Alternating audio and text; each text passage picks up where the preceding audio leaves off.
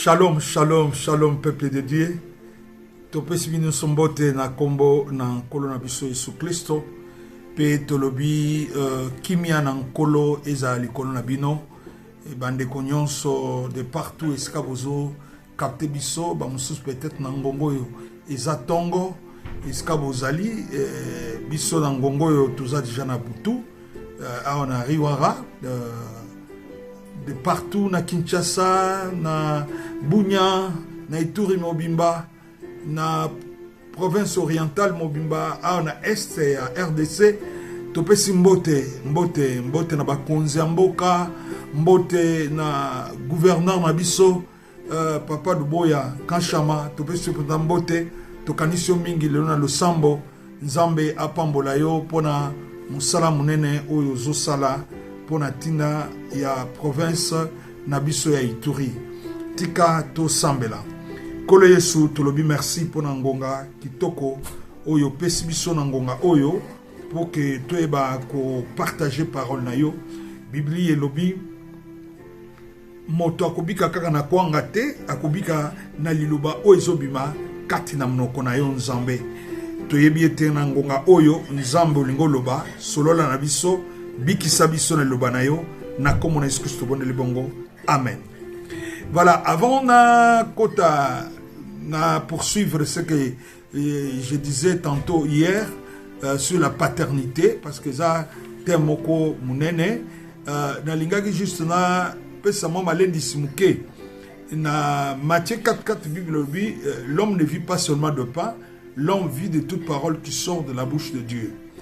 Na lingna faire comprendre ndekomoko mwasi po mobali ce qui Bibli ezolobake l'homme ne vit pas seulement de pain, c'est que le pain peut faire quelque chose dans la vie de l'homme, mais ça ne suffit pas parce que l'homme est bidimensionnel, c'est-à-dire à la dimension chair, to dimension de la chair, to dimension charnelle, ou est na posa ya pain.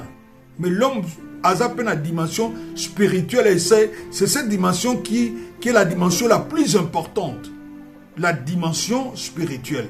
L'andanga malamu, c'est très important. Et la dimension au batu mingi ba négligaka.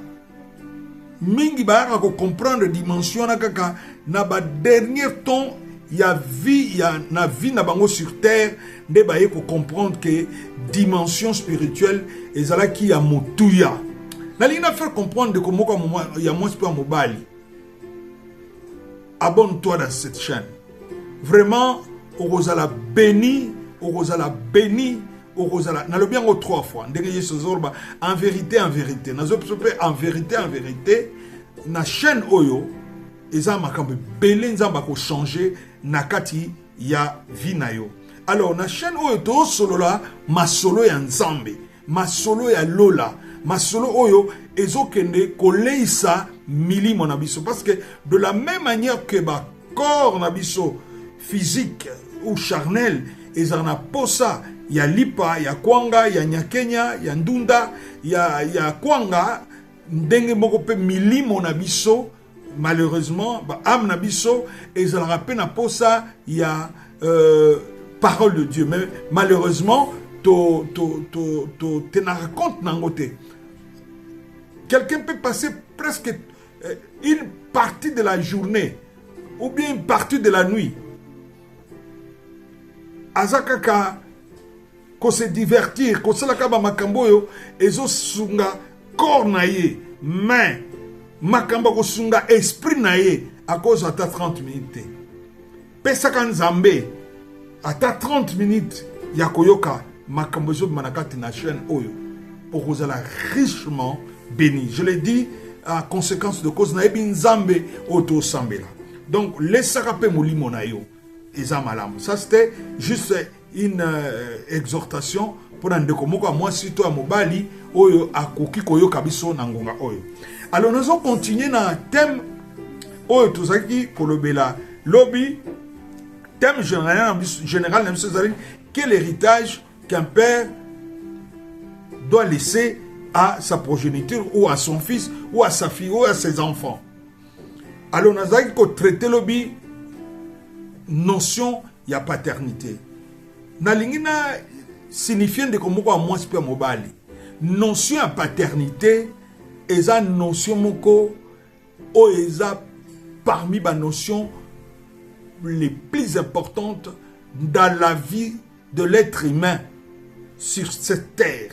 Eza eloko moko so muta maîtriser ngo malamu pe asaleli yango, il va passer de moments de joie na sena mokili oyo. Alors, lobi nazalaki kolobela makambu na sukaki avant na chite, na sukaki kolobela makambu oyo ekomelaki Samson.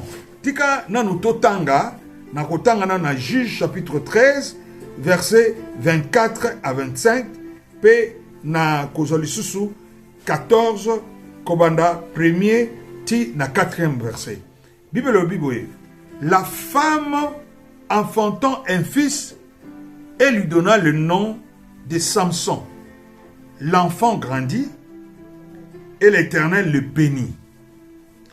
Et l'esprit de l'Éternel commença à l'agiter, à machaner entre Tchéréa et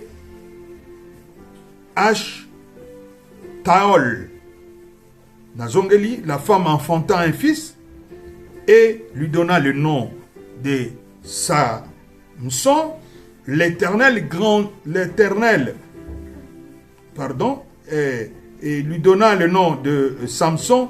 L'enfant grandit et l'Éternel le bénit. Et l'esprit de l'Éternel commença à l'agiter, à machaner entre Tchéréa et Ashtaol.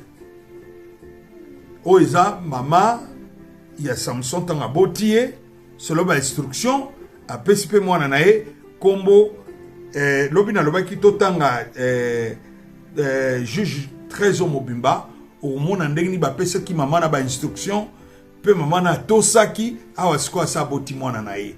Moananae sabotami, Samson, esprit en abandi ko agité, donc abandi déjà coton di samana molimo déjà za bébé. 14 1 à 4. Samson descendit à Timna et il vit une femme parmi les filles des Philistins. Lorsqu'il fit remonter, il les déclara à son père et à sa mère et dit: j'ai vu à Timna une femme parmi les filles des Philistins. Prenez-la maintenant. D'abord, ça c'est le lengue moko ya kosolo la malamote. Prenez-la maintenant. Ezaki ordre apesi. Prenez-la maintenant pour ma femme. Son père et sa mère lui dirent: n'y a-t-il point de femme parmi les filles de tes frères et dans tout notre peuple que tu ailles prendre une femme chez les Philistins qui sont incirconcis? Et Samson dit à son père: prends-la pour moi, car elle me plaît. Son père et sa mère ne savaient pas que cela venait de l'Éternel, car Samson cherchait une occasion de dispute de la part des Philistins. En ce temps-là, les Philistins dominaient sur Israël. Alors, au moni, nous avons la parenthèse mouké awa. Normalement, nakata normalité à Makambu, il s'engela quitté Samson à se comporter bouilli devant Paranaï. Azoga intimé bango ba ordre. On a remarqué que Samson c'était un homme rempli du Saint-Esprit. Parce que c'est par la puissance de Dieu